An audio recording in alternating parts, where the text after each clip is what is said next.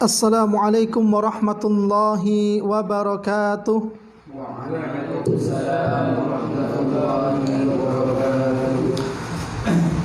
Innal hamdalillah nahmaduhu wa nasta'inuhu wa nastaghfiruh wa na'udzu billahi min shururi anfusina wa min sayyiati a'malina. Man yahdihillahu fala mudilla lahu wa man yudlil fala hadiya lahu. Wa asyhadu an la ilaha illallah wahdahu la syarika lah wa asyhadu anna Muhammadan abduhu wa rasuluh.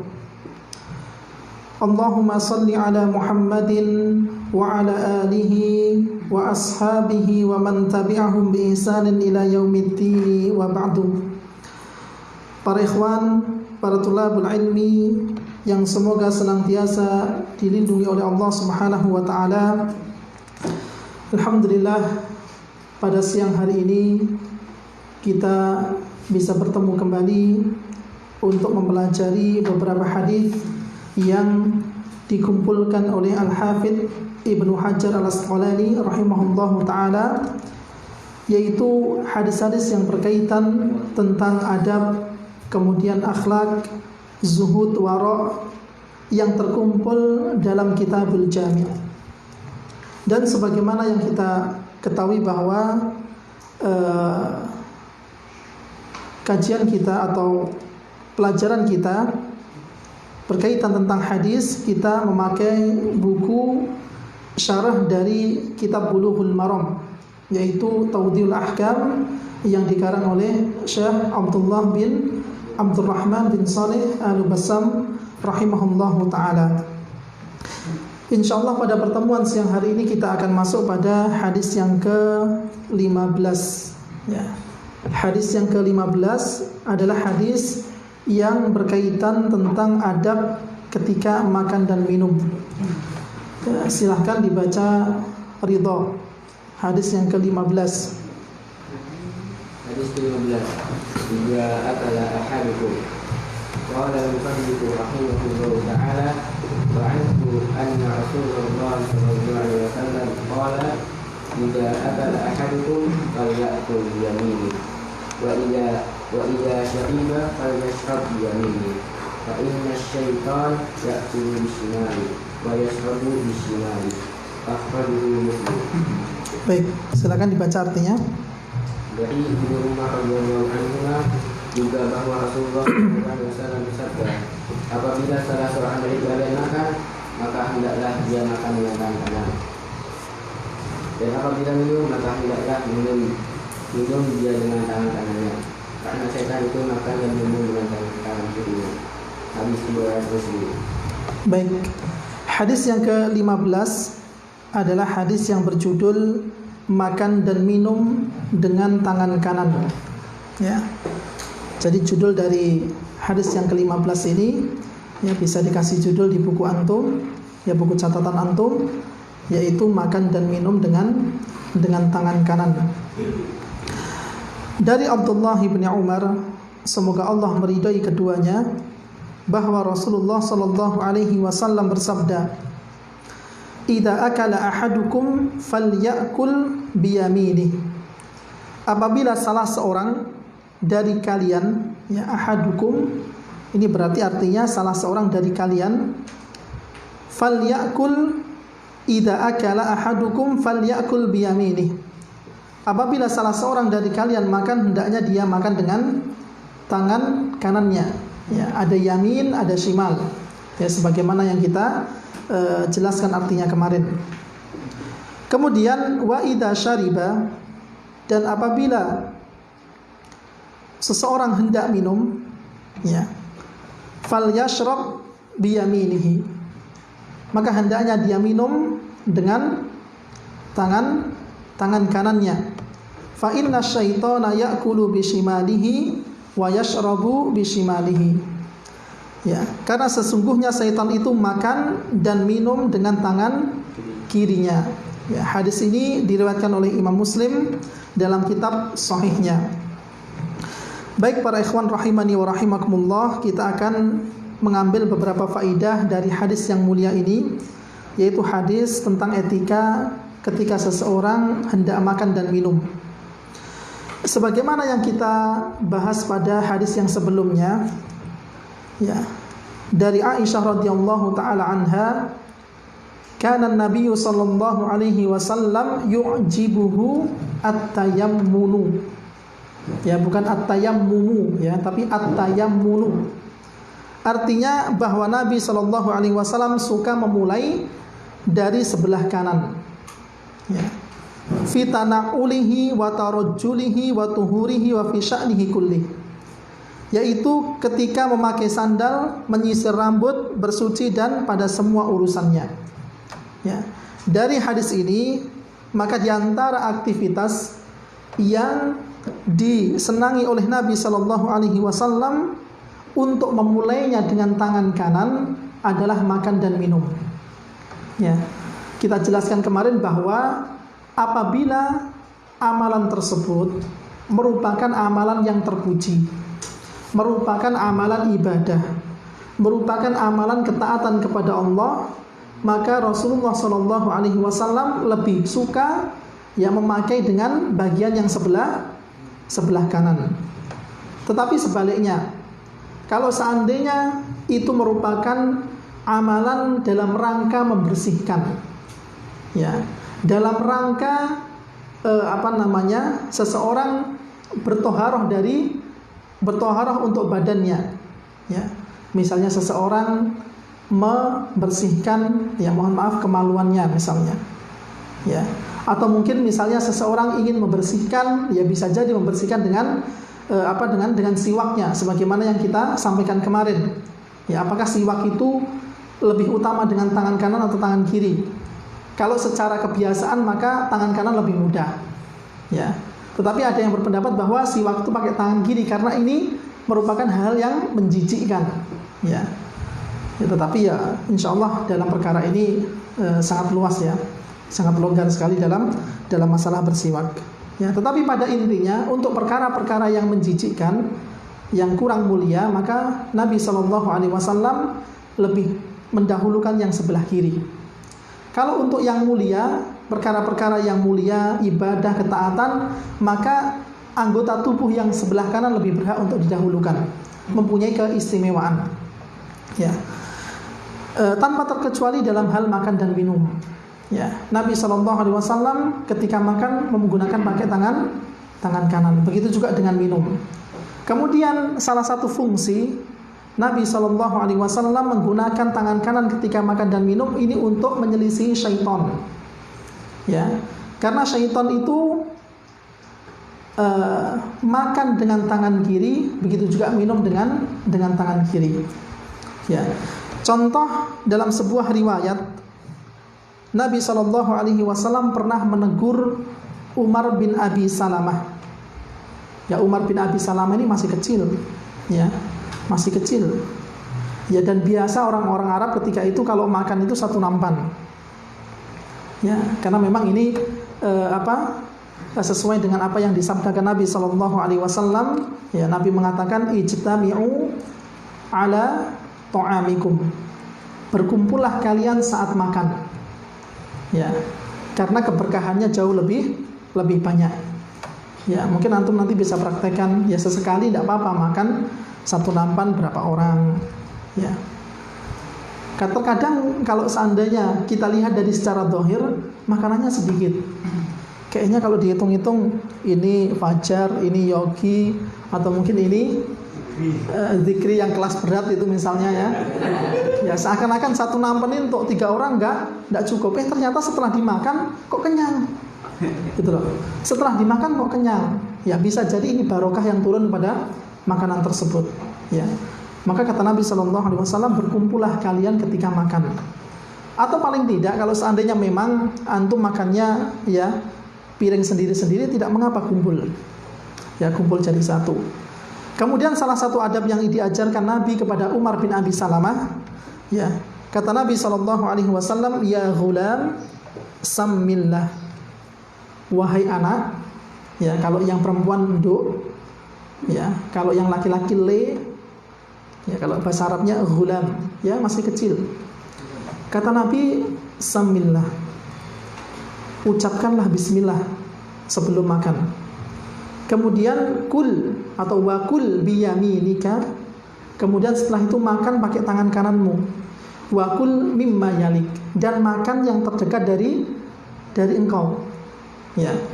Karena ketika itu Umar bin Abi Salamah ini ketika makan di satu nampan bersama orang lain, itu tangannya tuh piknik kemana-mana. Ya. Artinya lauknya temannya diambil, yang bukan bagian dia diambil. Maka Nabi SAW ingin menegur Umar bin Abi Salamah ini. Tetapi yang berkaitan tentang kesalahannya itu diakhirkan. Nabi mendahulukan, wahai gulam, kalau makan ucapkanlah bismillah. Kemudian yang kedua, kalau makan pakai tangan kanan. Nah ini yang berkaitan tentang kesalahannya ini diakhirkan. Ini diantara baiknya cara menegur Nabi SAW. Kalau kita sekarang sudah nggak tahan itu kesalahan, langsung, mas jangan seperti itu, ya enggak. Ya. Kalau Nabi didahulukan dulu. Yang pertama tidak ada kaitan dengan kesalahan yang dia lakukan. Yang kedua juga nggak ada kaitannya. Yang ketiga baru, ya wakul mimma yalik, dan makan dari yang terdekat denganmu. Ya tidak usah pinik tangannya kemana-mana. Udah yang paling dekat denganmu itu yang kau makan. Antum juga begitu. Kalau misalnya makan di satu piring misalnya, maka diusahakan yang dimakan itu dari pinggirnya. Ya. Dalam hadis yang lain disebutkan bahwa barokah itu tanzilu fi wasatit ta'am. Ya, bahwasannya barokah itu jatuhnya itu di tengah-tengah makanan. Kalau seandainya yang kita makan itu bagian tengahnya, maka barokahnya akan hilang duluan. Maka yang dimakan dari pinggirnya, yang terdekat dengan kita. Baru habis itu di yang paling tengah, ya. Seperti itu. Ya, jadi luar biasa ini dalam hadis ini Nabi SAW mengajarkan kepada kita tentang adab makan. Yang pertama pakai tangan kanan.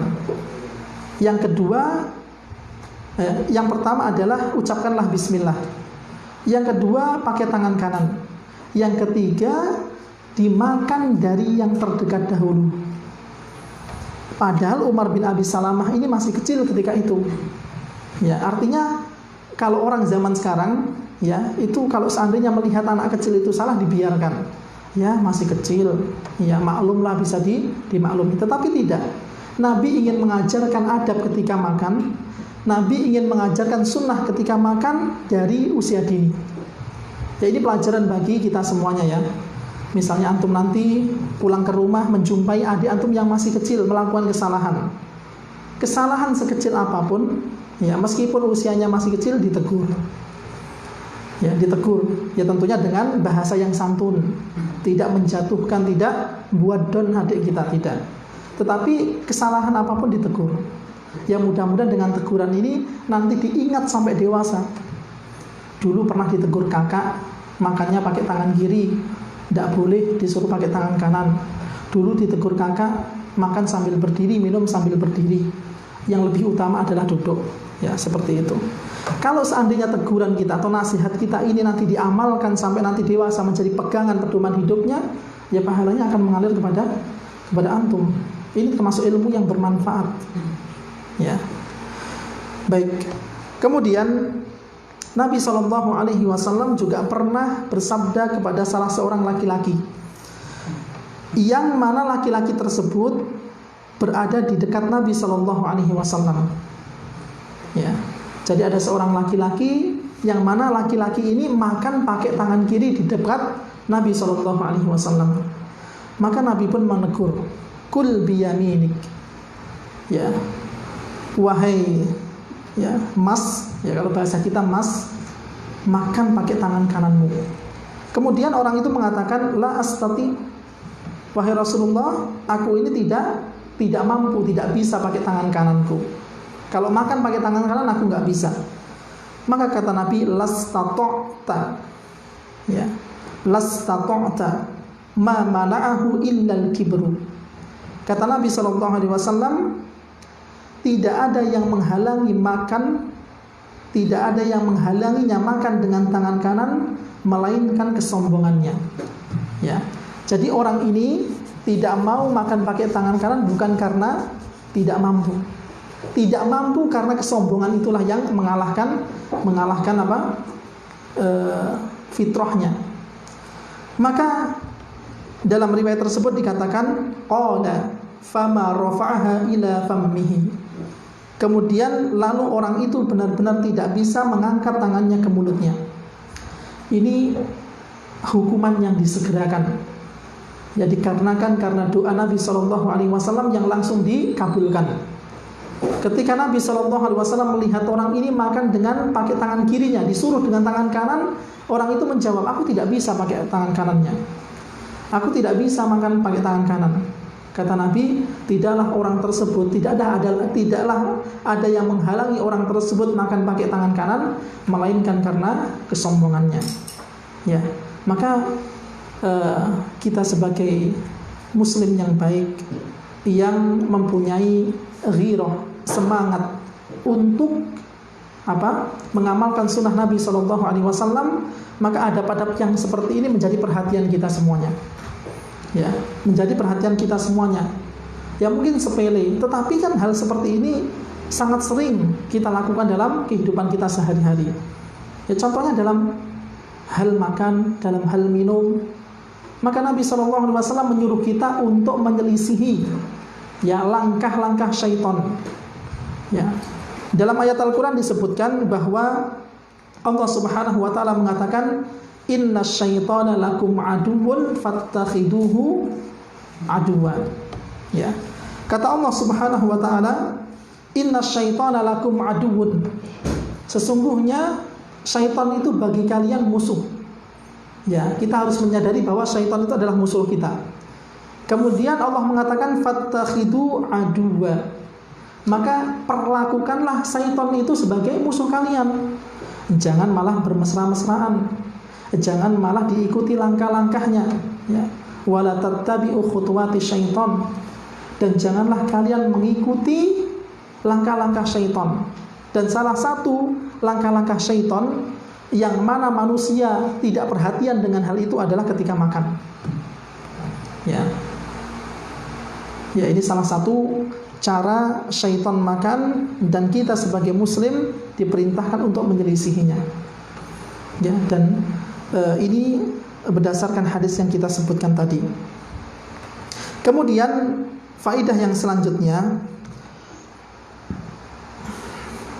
Nabi SAW menjelaskan bahwa makan dan minum dengan tangan kiri merupakan perilaku syaitan.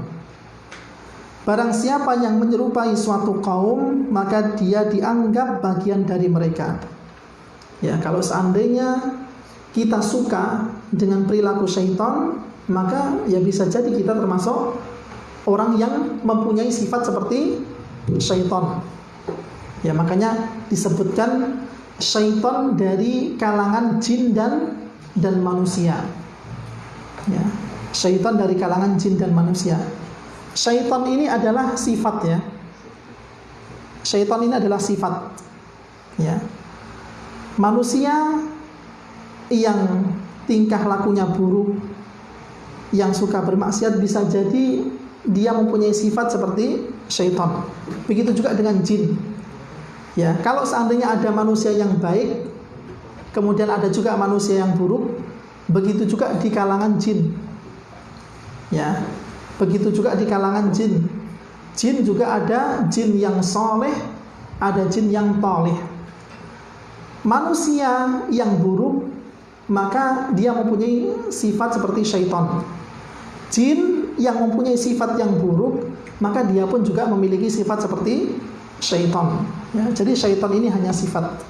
Ya, syaitan ini adalah sifat yang bisa disematkan kepada manusia dan bisa disematkan kepada jin.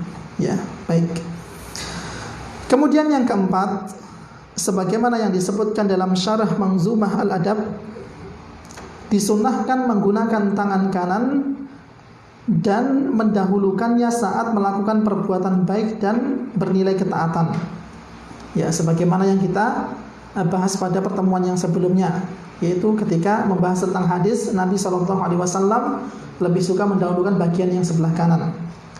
Ya, maka penulis mengatakan bahwa menggunakan dan mendahulukan, ya, menggunakan dan mendahulukan tangan kanan dalam hal yang bernilai ketaatan. Adapun mendahulukan atau menggunakan tangan kanan dalam hal-hal yang kotor. Ya, misalnya antum ingin membersihkan ya dubur antum dari bekas sisa kotoran dari buang hajat misalnya. Maka ini pun diperintahkan untuk menggunakan tangan kiri apa kanan? Tangan kiri. Ya, karena ini merupakan hal-hal yang kotor. Ya, baik. Kemudian dalam sebuah riwayat dari Aisyah radhiyallahu taala anha bahwa Nabi sallallahu alaihi wasallam memakai tangan kanannya saat bersuci dan makan.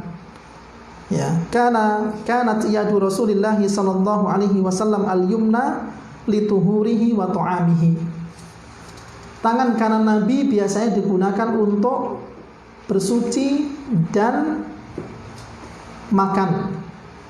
Wa kanat yaduhul yusra, adapun tangan yang sebelah kiri itu kebalikannya, wa makana min adza, ya, kebalikannya, yaitu untuk membersihkan hal-hal yang kotor. Ya. Maka ini bisa kita jadikan kaidah, ya, bisa kita jadikan kaidah. Kalau memang hal itu bernilai ketaatan, bernilai ibadah, maka tangan kananlah yang lebih berhak. Kalau seandainya hal itu dalam rangka membersihkan kotoran, ya, membersihkan hal-hal yang najis atau jijik, maka kaidahnya tangan kirilah yang berhak untuk didahulukan. Ya, mudahnya seperti itu. Ya, baik. Kita masuk pada hadis yang selanjutnya, yaitu hadis yang ke-16. Ya, hadis yang ke-16 ini adalah hadis yang terakhir ya. Hadis yang terakhir dari bab yang pertama ya. Nanti insyaallah kita akan masuk pada hadis-hadis yang berkaitan tentang silaturahmi. Ya. Baik, silakan hadis yang ke-16 dibaca faqih. Hadis yang ke-16. Hadis ke-16. Kul washrab walbas. Wa'an amri bi Shu'aibin an jaddihi qala Rasulullah sallallahu alaihi wasallam kul washrab walbas wa tasaddaq fi ghairi sarafin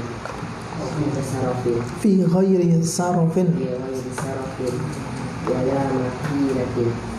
Akhrajahu Abu Dawud wa Ahmad wa 'allaqahu Bukhari.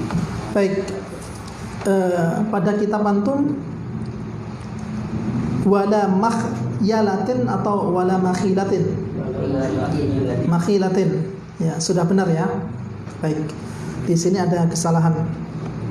Hadis yang ke-16 adalah hadis yang berkaitan tentang tuntutan seorang muslim agar berlaku ideal dalam segala hal. Ya, antum kasih judul ideal dalam segala hal atau perkara. Apa arti ideal? Ideal itu sesuai, seimbang, selaras, ya. Itu yang dinamakan dengan ideal. Ya. Jadi hadis yang ke-16 ini seorang muslim dituntut ideal dalam semua hal. Hadis yang ke-16 dari Amr bin Shu'aib, dari ayahnya, dari kakeknya, dia berkata bahwa Rasulullah sallallahu alaihi wasallam bersabda, "Kul washrab walbas wa tasaddaq fi ghairi sarafin wala makhilatin." Kata Nabi, makanlah, minumlah, kenakan pakaian dan berinfaklah tanpa berlebihan dan tanpa perasaan tinggi hati. Hadis ini diriwayatkan oleh Imam Abu Dawud, Imam Ahmad dan Imam Bukhari secara mu'allaq. Baik, kita masuk ada beberapa kosakata yang perlu kita pahami artinya. Yang pertama adalah as-sarafu. Ya, as-sarafu bukan asy-syarafu ya. tapi as-sarafu, atau dalam hadis ini ditulis sarofin. Apa yang dimaksud dengan as-sarafu atau sarofin? Maka penulis mengatakan sebaik-baik penafsiran untuk kata ini adalah, ya, yang dimaksud dengan sarofin, membelanjakan harta bukan untuk ketaatan kepada Allah. Ya. Kalau dalam hadis ini diterjemahkan tanpa berlebihan, tetapi di sana ada makna atau penafsiran yang lebih bagus, yaitu seseorang dikatakan sarof itu apabila membelanjakan harta bukan untuk ketaatan kepada Allah. Antum keluarkan harta antum, antum habiskan harta antum, tetapi selain untuk melakukan ketaatan kepada Allah, maka inilah sarof. Membelanjakan harta bukan untuk ketaatan kepada Allah. Ini penafsiran yang bagus, sebaik-baik penafsiran dari kata sarof. Bahkan Imam Al-Aini berkata, yang dimaksud dengan as-sarofu adalah berlebihan terhadap sesuatu untuk hal-hal yang memang membutuhkan tambahan. Ya, ini sebagai faedah tambahan saja, tetapi sebaik-baik penafsiran yang kita sebutkan tadi. Jadi ada perbedaan antara sarof dengan makhilah. Ya, bukan dengan makhilah, dengan tabdzir. Ya, dengan tabdzir. Kalau sarof, ya, kata Imam Al-Aini rahimahullahu ta'ala, sarof itu berlebihan terhadap sesuatu untuk hal-hal yang memang membutuhkan tambahan.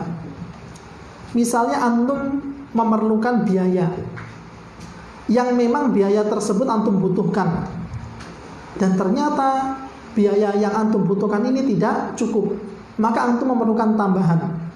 Ya, maka ketika antum memerlukan tambahan dan antum berlebihan di dalamnya, maka ini yang dimaksud dengan sarof. Adapun tabdir, ya, antum sudah familiar ya dengan kata jangan mubadir, ya, atau tabdir. Bedanya kalau sarof itu berlebihan yang memang hal tersebut membutuhkan tambahan. Tambahannya itu yang berlebihan. Misalnya antum di pondok sini 1 bulan kira-kira uang saku antum berapa? Siapa yang paling sedikit? 500 cukup? Cukup ya? Cukup sekali. Kira-kira berapa umumnya? 300? 50? 2,5. Misalnya 2,5. Ini umumnya 2,5. Misalnya 2,5 umumnya ya. Kita pukul rata lah.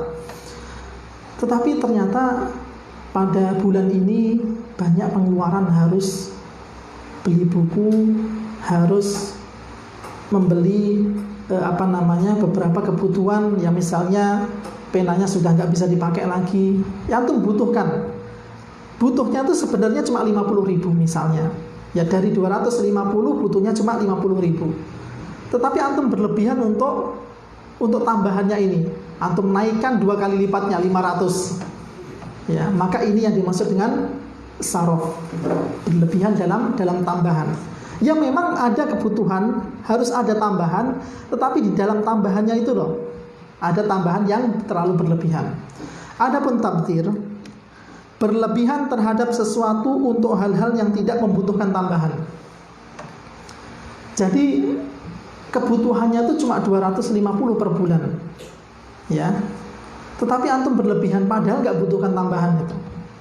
Ya, tidak perlu beli pena baru lagi, atau tidak perlu beli sabun cuci lagi, tetapi antum tetap ngomongnya 500.000. Ya. Kalau sarof ada tambahan, memang perlu ada tambahan, tetapi berlebihan dalam tambahannya. Kalau tabdzir tidak perlu tambahan, tetapi antum melebihkan. Ya, seperti itu. Jadi ada sarof, ada tabdzir. Ini sebagaimana definisi yang disampaikan oleh Imam Al-Aini. Kemudian ada lafaz yang terakhir ini, wala makhilatin. Wala makhilatin. Makhilah ini artinya adalah merasa seseorang itu takabur, ya, takabur atau sombong atau berbangga diri, maka saraf maupun makhilah ini sesuatu yang dicela oleh agama kita. Tidak boleh berlebih-lebihan, begitu juga tidak boleh ada unsur kesombongan. Ya. Kemudian penulis mengatakan bahwa yang pertama, faidah yang pertama adalah Allah Ta'ala mempersilahkan bagi para hambanya untuk menikmati segala macam rezeki yang baik. Ya. Dan memang Allah Subhanahu wa Ta'ala yang menciptakan apa yang ada di muka bumi ini. Ya, sebagaimana firman-Nya, "Huwallazi khalaqalakum ma fil ardi jami'a." Dan dialah yaitu Allah yang telah menciptakan seluruh isi bumi untuk kalian. Maka dalam syariat agama Islam ini tidak mengapa, ya. Bahkan Allah Subhanahu wa Ta'ala mempersilahkan kepada hambanya untuk menikmati yang Allah Subhanahu wa Ta'ala ciptakan bagi manusia, baik makanannya, baik pakaiannya, baik tempat tinggalnya, kendaraannya, tidak mengapa. Ya, pada asalnya tidak mengapa. Dan memang itu hal-hal yang diperbolehkan oleh Allah Subhanahu wa Ta'ala. Ya. Kemudian beliau mengatakan, satupun rezeki yang disebutkan tadi, ya, baik berupa makanan, pakaian, tempat tinggal dan kendaraan, tidak ada yang diharamkan kecuali membahayakan pada 5 hal. Ya. Dan memang pada asalnya yang ada di muka bumi ini halal bagi kita. Oleh karena itu Allah Subhanahu wa Ta'ala dalam surat Al-A'raf ayat yang ke-32, ya, perhatikan ayat ini. Allah Subhanahu wa Ta'ala menantang kepada para manusia. Ya, kata Allah, "Qul man harrama zinatallahi allati akhraja li'ibadihi wa thayyibati minar rizqi." Kata Allah, wahai Muhammad, katakan kepada umatmu, katakan kepada mereka, man harrama zinatallah, siapa yang berani mengharamkan zina, perhiasan. Ya, kata Syekh Abdurrahman bin Nasir As-Sa'di dalam kitab tafsirnya, yang dimaksud dengan zina di sini adalah min anwa'il libas ala ikhtilafi al-asnaf. Ya, dari berbagai macam jenis pakaian, ya, berdasarkan item yang berbeda. Ya. Artinya Allah menantang, siapa dari umatmu wahai Muhammad yang berani mengharamkan zina atau mengharamkan pakaian yang Allah Subhanahu wa Ta'ala keluarkan untuk hambanya dan rizki-rizki yang baik. Ya, artinya hukum asal pakaian, makanan, rumah tinggal, kendaraan itu mubah. Seseorang tidak mengapa, tidak tercela. Ya, akan tetapi itu semuanya diperbolehkan, bahkan dipersilahkan oleh Allah apabila tidak membahayakan 5 hal. Yang pertama adalah agama. Ya. Yang pertama apabila dia membahayakan agamanya. Antum punya rumah mewah, punya fasilitas yang mencukupi, punya anak-anak, punya istri, atau mungkin bahkan istrinya lebih daripada satu. Tidak mengapa seseorang bercanda dengan istrinya, seseorang menikmati apa yang Allah Subhanahu wa Ta'ala rizkikan kepadanya. Tetapi yang dilarang apabila nikmat-nikmat yang seperti ini tidak mengantarkan dia semakin dekat kepada Allah Subhanahu wa Ta'ala. Apabila hal-hal yang semacam ini itu justru membahayakan agama seseorang, yang seharusnya harta yang dia miliki itu sebagai jembatan, ya, sebagai jembatan antara dunia dan akhirat antum. Di sana ada jembatan, ya, ada jembatan, ada sesuatu yang menghubungkan. Dan salah satu hal yang bisa menghubungkan antum dari dunia antum ke akhirat antum adalah dengan adanya harta atau nikmat yang Allah Subhanahu wa Ta'ala berikan. Ya. Jadi kalau seandainya kita punya harta, ya jadikan harta ini sebagai wasilah, sebagai jembatan yang mengantarkan antum ke akhirat antum. Ya, kalau punya uang yang banyak, ya jangan lupa. Kalau bisa anaknya disekolahkan di tempat yang mahal sekalipun nggak jadi masalah. Yang penting pondoknya genah, misalnya. Manhajnya juga genah, ya tidak asal mondokkan anak. Kalau misalnya diberikan kelebihan Allah berupa harta yang banyak, jangan lupa sedekahnya. Ya, jangan lupa sedekahnya untuk menolong agama Allah ini. Kalau seandainya mempunyai istri yang salihah, gunakanlah istri yang salihah ini agar apa? Agar istri yang salihah ini bisa mengurus anak kita. Ya, agar istri yang salihah ini bisa mengajari iman, adab kepada anak kita, sehingga nanti ketika di akhirat kita pun juga akan dikumpulkan dengan keluarga kita di dalam keimanan. Ya. Jadi pada intinya seperti itu. Harta yang antum punyai ini adalah barang titipan. Ya, suatu saat titipan ini akan diambil. Ya, kalau seandainya kita mau membangun rumah, maka bangunlah rumah di surga. Jangan membangun rumah di atas jembatan itu tadi, karena suatu saat jembatan ini akan roboh. Ya, makanya kata salah seorang penyair, ya, surga itu adalah kampung halaman kita. Surga adalah kampung halaman kita. Inilah kampung yang dulu pernah dihuni oleh mbah kita, yaitu Adam alaihissalam. Ya, tapi sungguh sayang, berapa banyak orang yang tidak tahu kampung halamannya. Ya, tidak tahu jalan pulang ke kampung halamannya. Ya, insya Allah mudah-mudahan dengan kita bermajelis seperti ini, ya kita bisa mengingatkan tentang kampung halaman kita, yaitu surga Allah Subhanahu wa ta'ala. Yang pertama, asalkan tidak membahayakan agamanya. Yang kedua, badan. Ya, duit akeh misalnya. Ya, mau jajan apa aja iso, harus berlebih-lebihan.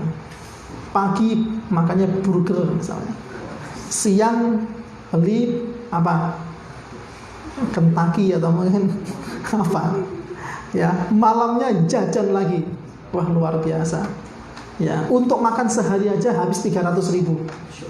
Ya, ini justru berlebih-lebihan dan bisa jadi memudaratkan, ya, keadaan fisik seseorang. Kemudian yang ketiga adalah akal kita. Jangan sampai karena kenikmatan yang Allah Subhanahu wa ta'ala berikan kepada kita, akal kita ini gak waras. Antara memilih yang halal dan yang haram sudah tidak bisa. Semuanya kelihatan halal semuanya. Ya. Ya, karena ini memang syahwat dia yang berbicara. Ya. Hawa nafsu dia yang berbicara untuk mengumpulkan seluruh kenikmatan yang ada di dunia. Ya. Kemudian yang selanjutnya adalah harga diri. Ya, jangan sampai karena ingin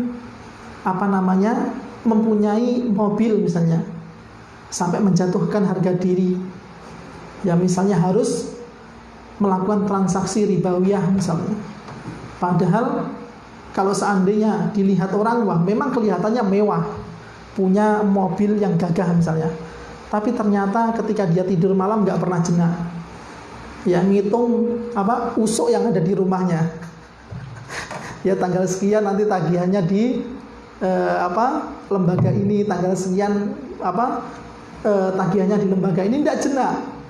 Ya, sementara orang yang di luar mengira, masya Allah, orang ini di dalam kenikmatan yang sempurna.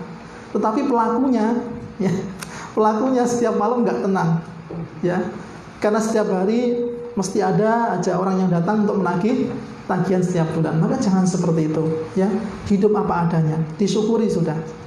Ya, kalau seandainya memang kita ditakdirkan Allah Subhanahu wa ta'ala mempunyai hal itu, ya sudah. Ya, tentunya kita tetap berusaha. Ya, tentunya tetap kita berusaha. Tetapi untuk kenikmatan dunia ini jangan menjadi skala prioritas antum. Ya, ya sudahlah, ya, kalau memang bisanya cuma ngingu patin misalnya, ya tidak apa-apa, ya.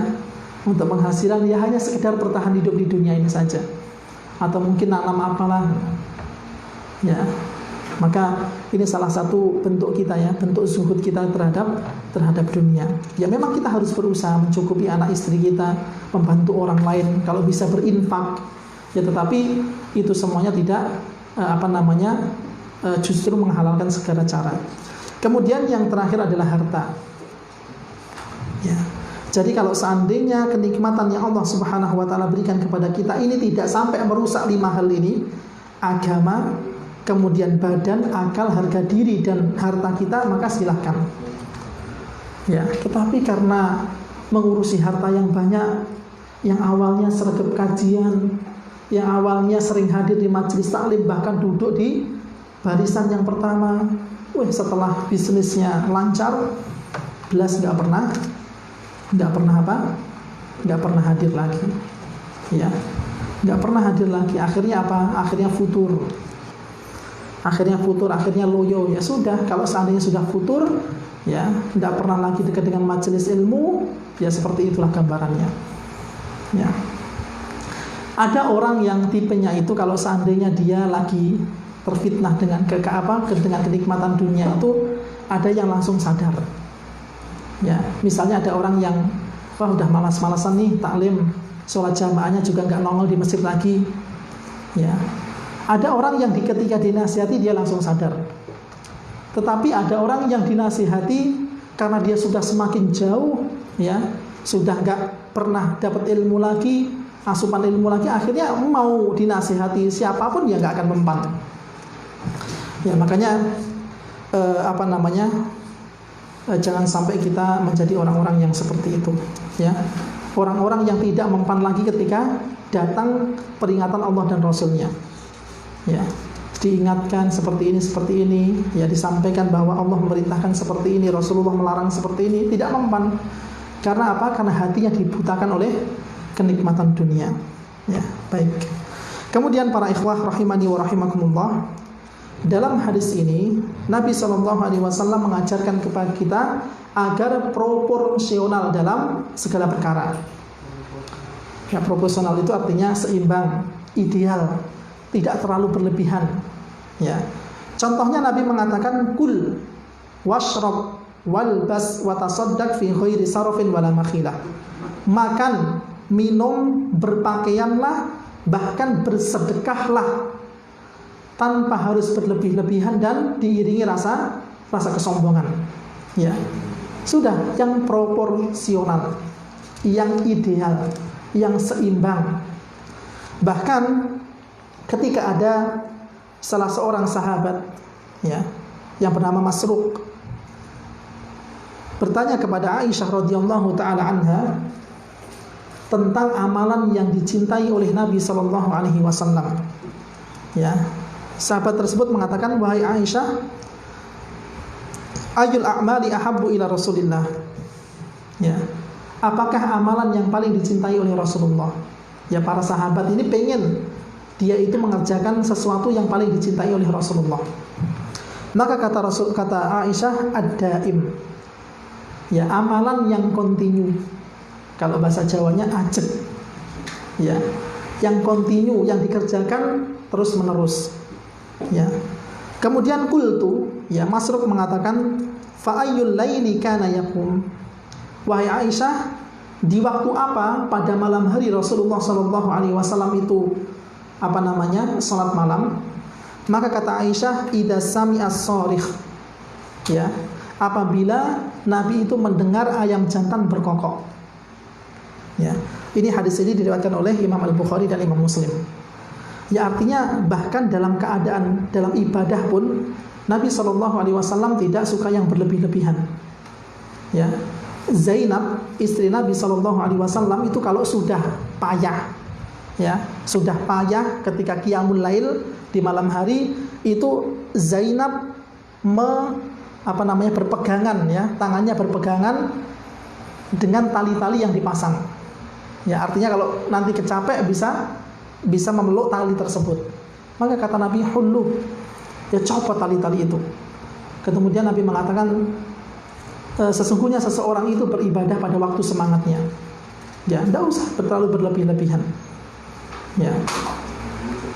Bahkan pernah suatu ketika Umar radhiyallahu taala anhu itu pernah qiyamul lail atau membaca Al-Qur'annya dengan nada yang agak tinggi. Padahal orang-orang di sekitarnya itu lagi tidur. Ya, kata Nabi, wahai Umar, apa yang kau lakukan? Wahai Rasulullah, aku mengeraskan bacaan Al-Qur'anku untuk mengusir syaitan, membangunkan orang-orang yang sedang tidur. Ya, kata Nabi, rendahkan Umar, rendahkan. Ya, artinya Nabi SAW tidak suka yang berlebih-lebihan. Bahkan ketika Nabi SAW ditanya kapan Nabi itu sholat qiyamul lailnya, ya, qiyamul lailnya kapan? Maka kata Aisyah, idza sami'as sharikh, apabila Nabi itu mendengar atau apabila terdengar ayam jantan berkokok. Ya, disebutkan dalam hadis yang lain bahwa bahwa ketika ayam jantan itu berkokok, ya, kita diminta untuk meminta kepada Allah Subhanahu wa taala karunia-Nya. Ya, dalam sebuah hadis dikatakan idza sami'tum siyahat diyakati, apabila kalian mendengarkan ayam jantan berkokok, ya, maka kata Rasulullah fas'alullaha min fadlihi, mintalah kepada Allah karunia-Nya. Karunia-Nya itu berupa ampunan, berupa diberikan rezeki, ya, rahmat Allah Subhanahu wa taala nanti di surga. Ya, maka kita ketika mendengar ayam jantan berkokok disunnahkan untuk apa? Meminta karunia kepada Allah Subhanahu wa taala. Kata Rasulullah, fa innaha ra'at malakan. Karena ayam jantan itu berkokok, ya, dikarenakan dia sedang melihat malaikat. Kira-kira kapan umumnya ayam jantan itu berkokok? Hah? Permulaan berkokoknya kapan? Ya, umumnya ayam jantan itu berkokok setelah lewat pertengahan malam. Ya, setelah lewat pertengahan malam atau di sepertiga terakhir. Ya, jadi kalau ayam jantan berkokok, yang dimaksud dalam hadis ini bahwa ayam jantan tersebut sedang melihat malaikat itu pada malam hari sebelum terbit fajar. Bagaimana Ustaz kalau seandainya ayamnya itu berkokok di sore hari? Ya, karena mungkin dia ngingu pitik misalnya. Saking banyaknya pitik, saking banyaknya ayam yang dia punya, ya, tidak di malam hari saja, bahkan sore hari dia berkokok, misalnya seperti itu. Apakah dia juga ayam jantan tersebut lagi melihat malaikat? Maka jawabannya tidak. Ya, karena memang dijelaskan bahwa, ya, Nabi itu sholat malam ketika mendengar ayam jantan berkokok itu yaitu ketika sudah melewati pertengahan malam atau di sepertiga malam terakhir. Ya, jadi seperti itu. Ya, jadi Nabi pun sholat malamnya itu tidak dari sholat isya sampai subuh, tidak, tetapi mengambil waktu yang paling utama, sepertiga malam terakhir. Ya, karena Allah Subhanahu wa taala turun ke langit dunia ketika itu. Ya, may yad'uni fa astajibulah wa man sa'alani fa'utiyah wa may yastaghfiruni fa'aghfirlah. Kata Allah, barang siapa yang meminta berdoa kepadaku maka aku akan ijabahi. Barang siapa yang meminta sesuatu maka aku akan berikan. Dan barang siapa yang beristighfar memohon ampunan kepadaku maka aku akan ampuni.